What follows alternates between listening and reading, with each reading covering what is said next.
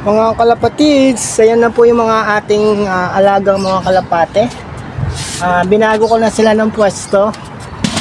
Yan, ganyan na lang ginawa ko sa kanila para hindi sila hirap lumabas ng kanilang kulungan. Yan din yung advice ng bayaw ko na ganyan daw gawin ko para hindi masyadong mataas at hindi takot ang mga ibon na bumaba sa kanilang kulungan. Ngayon ay bibigyan ko sila nito. Hindi ito ay bote ng Coke, pero ang laman nito ay pinapakuluan ng oregano.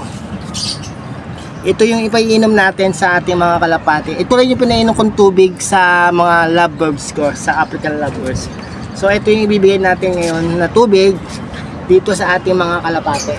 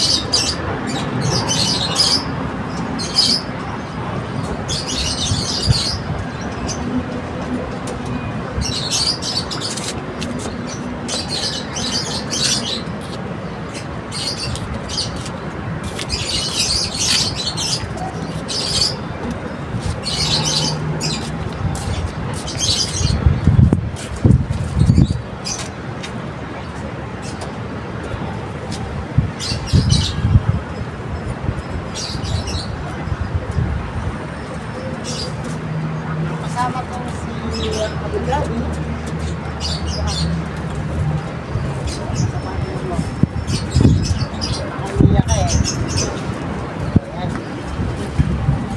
Si Abu Dhabi na pasama kay Mia eh. Ayan. Bata pa kasi yan si Mia, inakay pa lang yan. Nung dumating sa akin yan, 2 weeks pa lang siya. Pero ngayon dito, 1 buwan na siya.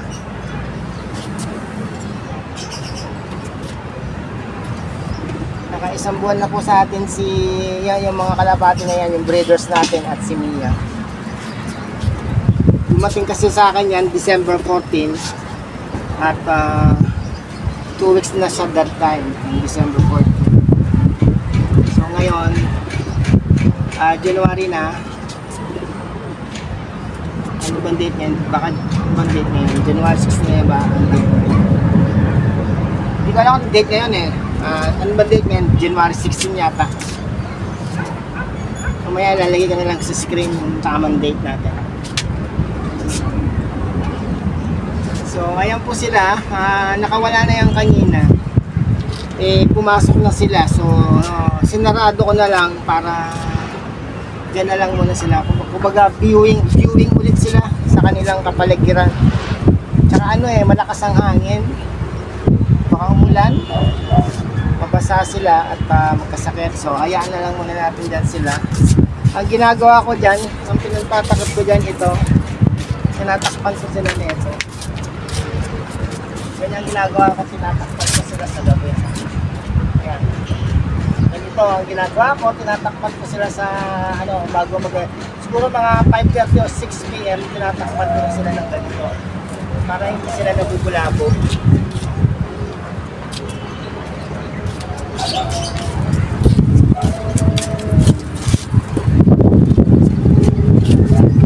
So ayan na guys, salamat sa panonood ninyo. Sana patuloy nyo akong suportahan sa aking mga video. At hihintayin natin ang pangingitlog ng dalawa. Yun si Grisel at saka si Norman, kasi nagpapares na sila eh. Nagme-mate na rin sila. So sana makagawa na ng itlog nila. At kung mangingitlog yan at kumbaga ito yung first time ko na nagdalaga na may itlog sila, at sana tuloy-tuloy magkaroon ng inakay.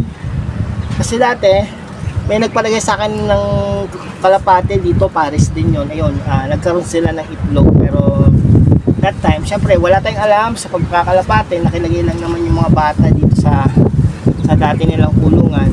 So ganun nga, parang hindi naman napisa yung itlog, parang nabugok lang. Tapos pinaronda yung barakong kalapate, bumalik naman, pero the second time na pinaronda ay hindi na po ito bumalik. Tapos ang ginawa nung si Jaydan, yung isa niyang kalapate na inahin, pinamigay na lang niya. Kaya gano'n ang nangyari sa kalapati niya. Pero yung puti, si Pichito, binigay niya sa akin at ako nag-alaga. Yun nga. Makikita niyo naman po yan sa previous video ko kung paano ko inalagaan si Pichito. Minalas lang tayo at namatay po ang ating alagang si Pichito dahil nagkasakit po siya at wala tayong alam. Pero ngayon ayan po, ayan, kahapon kasi hindi ko sila napakawalan eh. Pumunta kasi ako sa munisipyo.